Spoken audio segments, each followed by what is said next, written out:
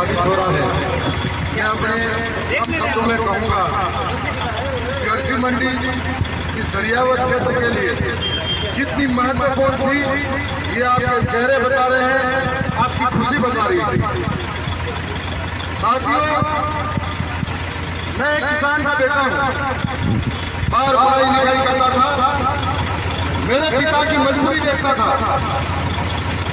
जब वो मेहनत करते उसके बाद में हर एक किसान इस देश का पेट पालने के लिए अपनी कड़ी मेहनत करता है, फसल उगाता है।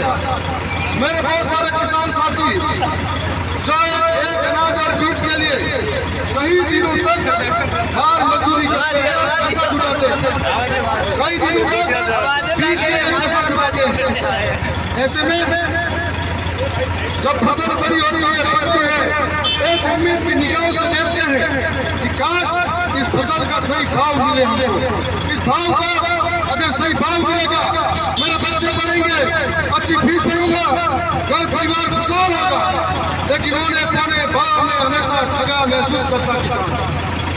और जब 1989 के अंदर जब कृषि मंडी दरियावत को मिली थी, सारे किसानों के मन में एक खुशी थी कि अब हमारी फसलें हमारे को उचित भाव मिलेगा।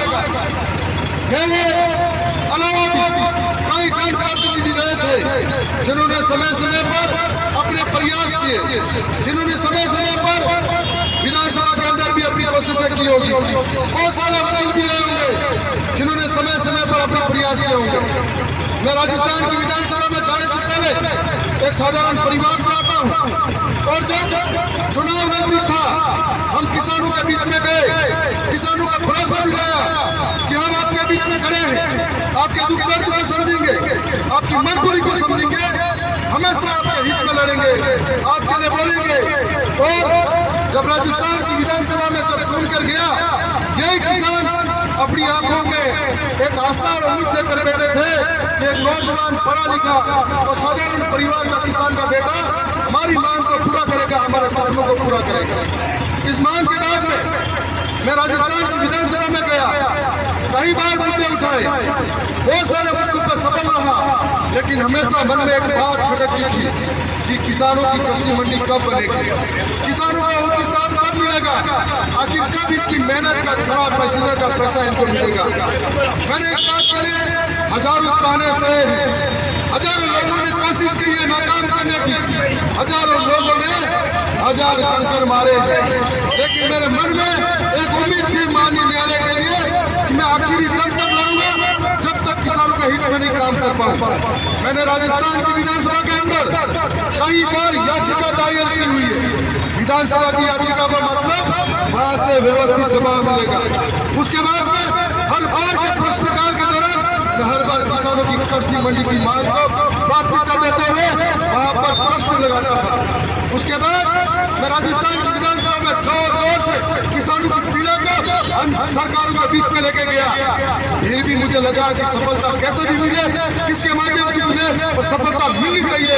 इसके लिए मैं वहाँ के विधि मंत्री से मिला, जोधपुर हाईकोर्ट में डबल एडवोकेट के लिए किसानों को न्याय दिलाइए। उसके बाद मैं कृषि मंत्री से उम्मीद लेके मिला, उसके बाद में लगातार प्रयास किए। इस दौरान माननीय जिला कलेक्टर महोदय से भी मैं कई बार मिला, कई बार कृषि मंडी सचिव को यह जमीन निकालने लगा आया, कई बार मैंने कोशिश की और ये मंडी सचिव को इन्होंने लगातार सबने प्रयास किया। आज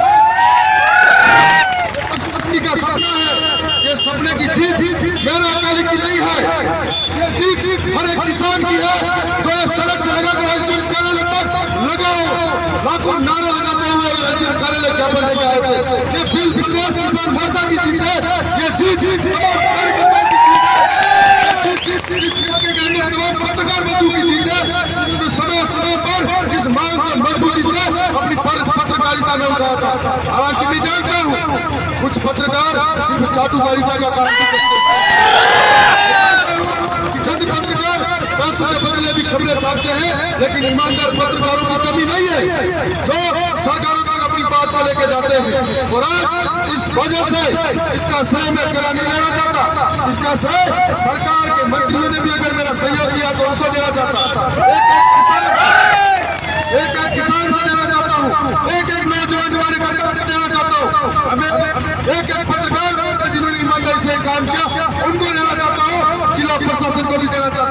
एक पीड़ा मेरे मन में अभी भी है कि हाई कोर्ट ने हमें स्टे ऑर्डर खारिज करके दिया है। अब कुछ लोग सुप्रीम कोर्ट जाने की कोशिश करेंगे, लेकिन थावर चंद गांव सुप्रीम कोर्ट के मुख में भी जीत कर आएगा और किसानों को न्याय दिलाई करेंगे।